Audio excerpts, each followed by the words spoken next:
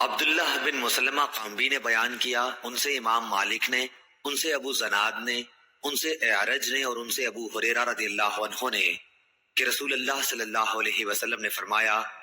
روزہ دوزخ سے بچنے کے لیے ایک ڈھال ہے،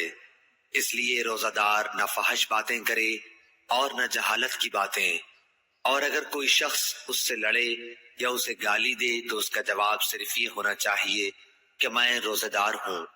یہ الفاظ 2 مرتبہ کہہ دے، اس ذات کی قسم جس کے ہاتھ میں میری جان ہے، روزے دار کے منہ کی بو اللہ کے نزدیک مشک کی خوشبو سے بھی زیادہ پسندیدہ اور پاکیزہ ہے۔ اللہ تعالیٰ فرماتا ہے، بندہ اپنا کھانا پینا اور اپنی شہوات میرے لیے چھوڑتا ہے، روزہ میرے لیے ہے اور میں ہی اس کا بدلہ دوں گا، اور دوسری نیکیوں کا ثواب بھی اصل نیکی کے 10 گنا ہوتا ہے۔ صحیح بخاری حدیث نمبر 1894۔